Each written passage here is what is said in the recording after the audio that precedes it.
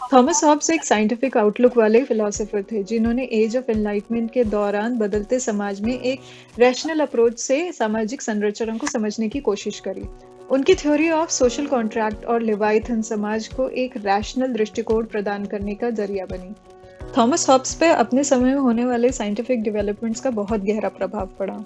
उन्होंने सामाजिक संरचना को समझने के लिए मिडिवल और रिलीजियस मेथोडोलॉजी की जगह साइंटिफिक अप्रोच को चुना। उन्होंने साइंस और ज्योमेट्री को समाज या कह सकते हैं मनुष्य को समझने का एक नया रास्ता बताया। तो आइए जानते हैं थॉमस हॉब्स के बारे में। थॉमस हॉब्स खुद एक साइंटिस्ट नहीं थे, बट उनकी सोच मेथड्स और लॉजिक्स पर बेस्ड थी। जिस तरह से एक साइंटिस्ट प्रॉब्लम को तोड़ तोड़ कर उसके सारे पहलुओं को समझ सकता है, थॉमस हॉब्स ने भी साइकोलॉजी के कॉम्प्लेक्स आइडियाज को तोड़ तोड़ कर साइंस और ज्योमेट्री के थ्रू अच्छे से समझने की कोशिश की। साइंस एक सिस्टमैटिक स्टडी है जो कि कॉज एंड इफेक्ट पे बेस्ड है, और थॉमस हॉब्स सोशल प्रॉब्लम के लिए एक साइंटिफिक सोल्यूशन लाना चाहते थे। थॉमस हॉब्स ने आदमी को अपनी एनवायरनमेंट जिसमें वो पला बड़ा है उससे ज्यादा इंपॉर्टेंस दी।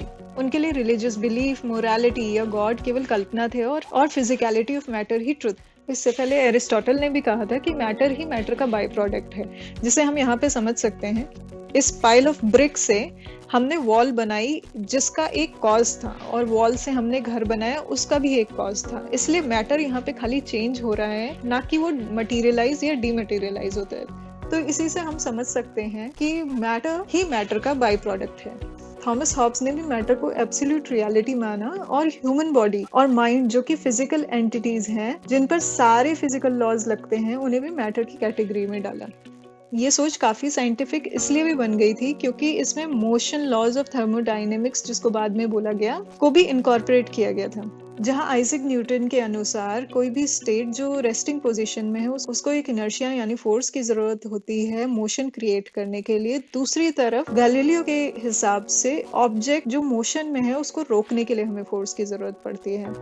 इससे प्रभावित होकर थॉमस हॉब्स ने बताया कि ह्यूमन बॉडी और माइंड दोनों ही मैटर्स हैं, और उन दोनों पे ही मैटर के रूल्स लगते हैं, जिसके चलते हम ये कह सकते हैं कि एक्सटर्नल फोर्स और इन्फ्लुएंसेस ह्यूमन बॉडी और ब्रेन दोनों पर ही असर डालते हैं। मोशन या तो वाइटल इंटरनल हो सकता है जैसे हार्ट बीट, या वॉलेंटरी हो सकते हैं जैसे कि मूवमेंट या लोकोमोशन। इन दोनों को ही एक ड्राइविंग फोर्स चाहिए होता है, या तो वो डिजायर हो सकता है या फियर। डिजायर जो सभी मैटर पे एक बराबर काम करता है, और यहाँ पे मैटर की परिभाषा आदमी से दी गई है और उसके माइंड से। तो हो सकता है कि एक आदमी की इच्छा दूसरे पर ओवरलैप करे क्योंकि दोनों की डिजायर ओवरलैप कर रही हैं, और इसके चलते वो एक फियर को जन्म दे सकता है, जिसको सोशल लेवल पर हैंडल करने के लिए एक सोशल कॉन्ट्रैक्ट करने का रास्ता थॉमस हॉब्स ने दिखाया। थॉमस हॉब्स की सोशल कॉन्ट्रैक्ट थ्योरी या स्टेट ऑफ नेचर के बारे में जानने के लिए आप मेरी दूसरी वीडियो को देख सकते हैं। तो ये थी थॉमस हॉब्स की साइंटिफिक मटीरियलिज्म की थ्योरी। अगर आपको ये वीडियो का कंटेंट अच्छा लगा तो प्लीज इसे लाइक करिए और मेरा चैनल सब्सक्राइब करिए।